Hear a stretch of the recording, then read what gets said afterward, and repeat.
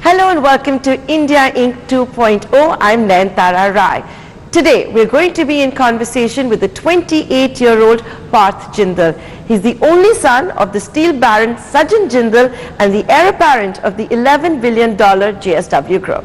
Hi Parth. Hi. Thanks for inviting us over to your corporate office. I want to understand that you're the heir for this $11 billion JSW Group. Right now, you seem to be focusing on cement. Is this your baby? Is this what you wanted to do? Did you always, first of all, wanted to join the family business? No, so I first of all, I wouldn't call myself the heir.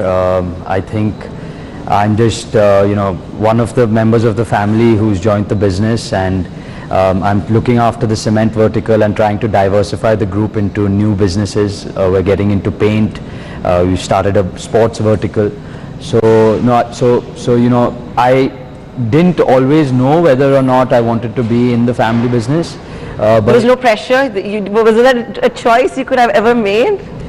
So my parents never forced me. They never told me that, you have to join the business or it's expected of you, or anything like that. It was always inferred in many ways that you'll one day join the business, or you might join the business. Or we spent a lot of time growing up in the factories whenever my father was there, so I always enjoyed seeing him work, and I always enjoyed seeing what he was doing. So it was always something that I wanted to do. Okay.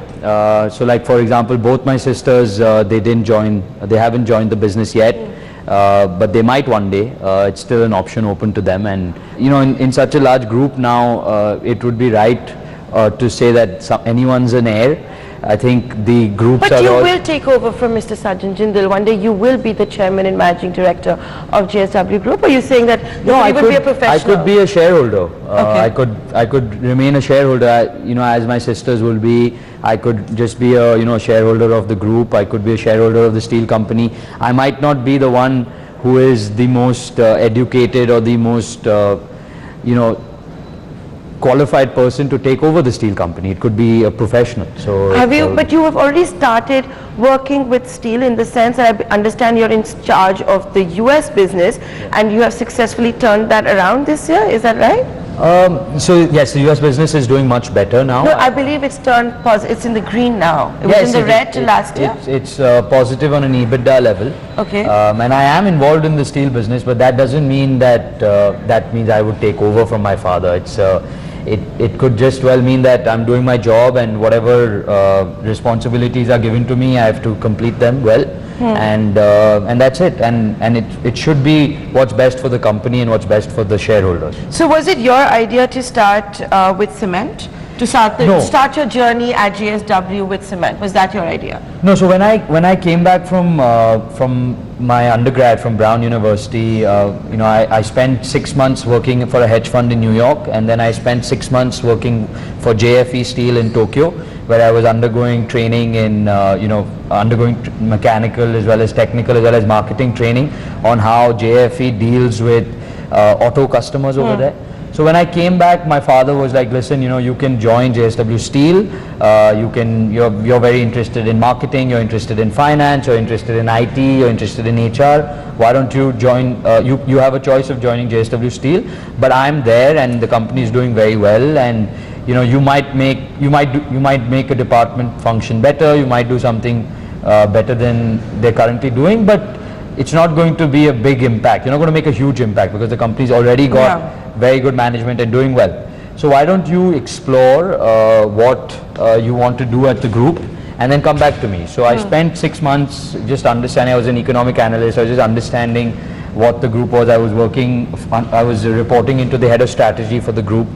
And I saw that we had a couple of companies that were loss-making. Okay. So the US steel business was losing money. JSW Cement at the time was losing money. So I went to my father and I was like, Dad, it would be great if I could get an opportunity to turn something around. It's not being looked at properly right now, and I think I can make an impact. And if it doesn't do well, it's losing money now, we're going to divest it or sell it off. So he's like, okay, you have 6 months, why don't you give it a shot, and if you can do well, then you can run it. So I took over JSW Cement at that time. This was 2013, and yeah, and then after that the company, we've been able to turn it around, and now we're expanding. So let's talk about the expansion plan. You have turned around JSW Cement. You've also relied on inorganic growth. What can we expect next from JSW Cement? Right now we're about a 9 million ton cement company. We're going to be 12 million tons, by the end of next quarter. And organically we're looking at expanding this capacity to about 17 million tons by 2019.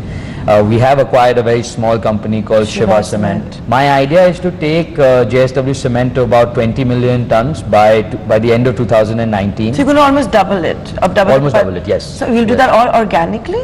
So organically and Shiva Cement, these two together, plus so it's all the construction is already in the pipeline. We're putting up a 2.5 million ton facility in Bengal. We're putting up a 1.2 million ton facility in Orissa, in a place called Jajpur, and we're expanding in Fujairah. We're putting up an integrated unit in Fujairah as well. So all the work for this is underway already. So how much are you investing to almost double the capacity? So we're investing a total of 2,500 crores, and the reason why the investment seems low for the amount of capacity we're adding is because most of the capacity we're adding is grinding units, and our strategy is that our grinding units are going to be port based. So the clinker can either come from our own clinkerizing unit in Fujairah, or it can come from imports. Okay. So that's why it's a low. But don't get me wrong. I would imagine that working at the JSW Group, being groomed by a father, you are also, it's in your DNA to dream big, to think big, and with the capacity you're talking about, you're still going to be a very small player in cement when compared to the big boys, the men. How are you going? Do you have aspirations to be talked of in the same breath as whether it's an Ambuja, or an ACC, or an Ultratech, or a Lafarge? So I think I do, but we have to be cognizant of the cycle or the life cycle of the company. It's a very new company. It was only launched in 2012. So from a company starting out in 2012 to becoming a 20 million ton company by 2019, I would say that that's very significant growth. I think it's also very important that in cement you don't leverage, you don't get highly leveraged. Which is something you can learn from the people who are having to sell their companies and assets. Exactly. That's a big lesson, right? Exactly. So my idea is to go to 20 million tons and then do an IPO. Okay. And then once I do the IPO, that would give me funds to expand from 20 to 30 and beyond. So when are you planning the IPO? After hitting 20? Yes. So after hitting the capacity of 20 million tons? Yes. My idea is end of 2019, early 2020. Just after the general elections is when after the general election would be the right time. You're from Harvard, and sure you have a vision document down to every detail and target that you have in mind. So you will know what you want, whether you choose to answer it or not.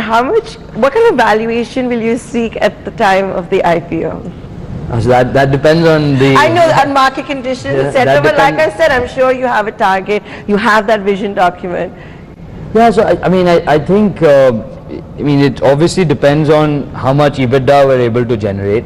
We're a low cost model, whereas our capex is very low, our operating costs are very low. So the valuation is hopefully... Ballpark figure? It's a tough one, but ballpark 20,000 to 25,000 crores. Is the EV that EV would be about 30,000 crores. Okay. And we would hopefully have we have a full set of projections, but market cap roughly we would target anywhere northwards of 20,000 crores. And you would be the majority shareholder? Yes, it's JSW Group would be? It's 100% owned by the family at the moment, by my father, and we would dilute that stake. Okay. What about paints? It seems logical that you want to move into paints because you have steel, then you have cement, then you have paints. Where have you reached as far as your targets for the paint business go, and what can we expect next? So right now we're in the phase of ramping up our team. The construction activity of our industrial unit has already commenced. The decorative line in Karnataka would commence over the next quarter, and we hope to launch both the decorative as well as the industrial lines by the middle of next year. So how much are you investing in paints at the moment? 1,000 crores. 1,000 crores. 1,000 So right now you're in charge of these two enterprises with a rough investment of about 3,500 crore rupees. Additional investment, yes. Additional investment. Yes. So Parth, with that we'll take a short commercial break. We'll be back in less than 2 minutes. You're watching India Inc. 2.0. Welcome back, you're watching India Inc. 2.0. I'm Nayanthara Rai, and today we're in conversation with Parth Jindal. We're in fact at the JSW Centre's corporate headquarters in Mumbai.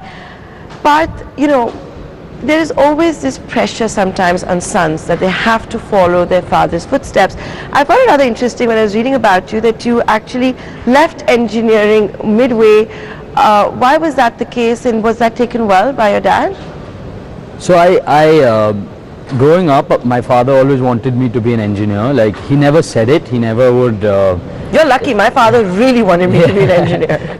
For me, he's my biggest inspiration and role model, and I always wanted to make sure that, you know, he's proud of me and happy of the job that I'm doing. So I tried to be an engineer. And I went to university at Brown, and I took up mechanical engineering. And 2 years into it, I was struggling. I was really struggling. I came back, and that summer, luckily, Three Idiots was playing in the movie. And did you see it with him? I went with him for the movie, and I owe a lot to Amir Khan, and I think he's changed my life. So we went for the movie, and we saw it, and you know, suddenly in the middle of the movie, like, I was like, Dad, this is exactly my life. This is my life. I can't do it. Can I please drop out of engineering? Can I move? I really enjoy political science. I really enjoy economics. I really enjoy business. Can I study that? So he was like, you know, why didn't you tell me before? There's absolutely no problem. There's no compulsion in business. You don't need to be an engineer. In fact, he's the only engineer in the whole family, in the whole Jindal family. Amongst all the brothers, he's the only qualified engineer. So he said, you know, absolutely no problem. After coming into the business, I've obviously understood and realized that if I was an engineer, it would have definitely helped me. So I do see that, but I didn't enjoy it. So and you were lucky that your father was supportive about it. I mean, there are lots of instances when maybe the fathers are not very supportive of what their kids want to do. He's been incredibly supportive, not only about engineering. He's been extremely supportive. Like, which father gives their 23-year-old son the opportunity to run a cement company? Which father says that, you know, go and turn around the US plant, I won't interfere, I won't get involved, it's all on you. Do it, however you do it, you fail. And is he happy with what you've done? I mean, we talked about it earlier. Is he happy that you managed to turn it green? Look at the EBITDA? You'll have to ask him, but he never praises. He doesn't praise? No, he doesn't praise, but the fact that I'm still living at home and working here means he's happy. He's happy. You still got your job. Yeah. Talking about the US operations, you know, there were a lot of rumors at one point that you were going to exit. Was there ever any truth to that? And are you still looking to exit now that you managed to turn around the US business? So the US business went through a very tough time. We bought it in 2008, and then the financial crisis hit.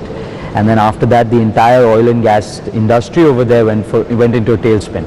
So we were really struggling for a long time, and we actually shut down the plant in 2011, and we were looking for strategic exits. But at that time, the entire steel industry was going through turmoil, so the valuations that people were offering us were far below what we had paid for those assets. But now, since the presidency has changed, since the entire manufacturing outlook in the US has completely changed. And you're an American company in America? Yeah, we're made in America, but we're not melted in America. So that's why now, as a part of our strategy into the US, we are looking to backward integrate. And you know, as we speak, we're evaluating those opportunities, and would take it to the board of JSW Steel to see what they feel about, you know, backward integrating, actually melting and manufacturing steel in the US. So it's, but would that come at the cost of the Indian operations? No. So the investment size is not very large, and how much could it be? Anywhere between $400 to $500 million. But it would give us the advantage of reducing our entire cost curve over there, because currently the steel is coming either from Mexico, from Brazil, or from India. Which is not going to go down well. Which is not going to go down well with the presidency yeah. there, and it's also, your costs are higher, you're unnecessarily shipping steel all the way from India to the US, you're paying freight, all those cost benefits will come, and we'll be able to modernize. And we're located in Texas, which is the hub of natural gas. So we'll be able to access very cheap natural gas, which bodes well for an electric arc furnace and a slab caster. So we're evaluating all these options. So there is a global aspiration as well, clearly, right? Because once you have your base in America, you can also service other markets. So I would say the aspiration. I mean, we are not really. I personally don't really feel the pressing need to be global. I think that there are so tremendous opportunities in India.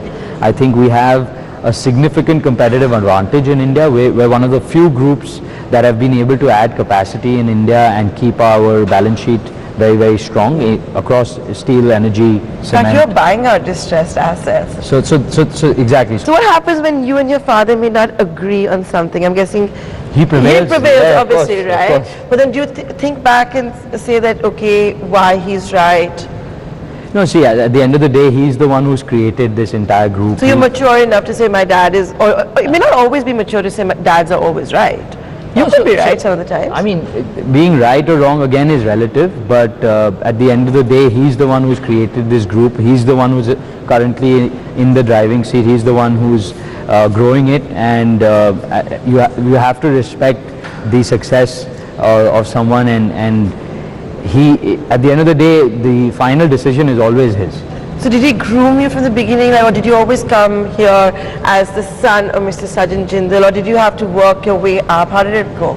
No, so I think that I always, he always tried to teach me. He always took me to the factories with him. All our holiday homes are built in the factories. Yeah. So we always spent a lot of time in the factories, and he would always make sure that I walked with him in the factory, sit with him in the office, see how he's conducting work. Even now, whenever I get a free moment, I just go and observe him. I just go and sit on the side and watch him work. So I don't think, I think he intentionally did all of these things just to show me how business is conducted and what he does. And I think my grandfather did that with him as well. Okay. But personally, I think what I'm doing right now is that I'm by taking over the loss-making companies and turning them around, growing small businesses into large businesses. I'm trying to create a niche for myself. I'm trying to, I'm very proud of the companies I'm working for and the companies that I'm leading, and I want those companies to become big companies.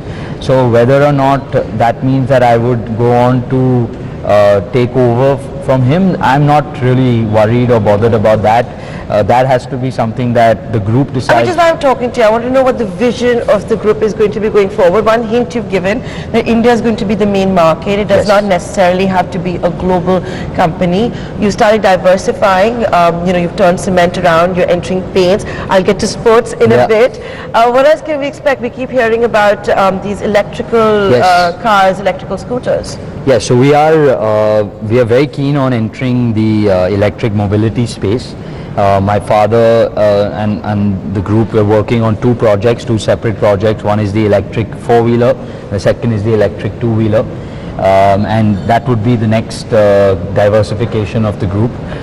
So I think, again, we're looking at opportunities. Is that something you're spearheading? No, the four-wheelers is being spearheaded by my father, the two-wheelers is being spearheaded by me. Why is that the case? Completely different businesses. Really? Yeah, completely different manufacturing process. There'll be different manufacturing facilities as well? Yes, there would possibly be different assembly lines for the four-wheelers and the two-wheelers? 100%. You need different assembly lines, whether they're co-located or not, that we can decide. But we're working with two different, we're talking to two different partners as well. For global partners? Global partners for technology and for those sorts of things, and in advanced stages. The Tesla? No, in India that wouldn't work. We need to be a low cost. You have to compete with, for example, Bajaj, who is trying to make. In two wheelers, Bajaj and Hero and TVS. In four wheelers, you have to be competitive with Marutis, with the Hyundais, with the So the when can we Hondas. expect this to start fructifying? I think there would be some positive announcements over the next 2 quarters about the tie-up and about the facility coming up, etc. And I would say commercial launch for the two-wheelers would be sooner than the four-wheelers, because it's Are you beating your dad? no, it's to the finish line? it's a simpler process. So Okay. so And what kind of investments will the group be making in this? so it's too preliminary. I wouldn't know the numbers right now, but I think the overall I guess investment. it'll also depend on the partner.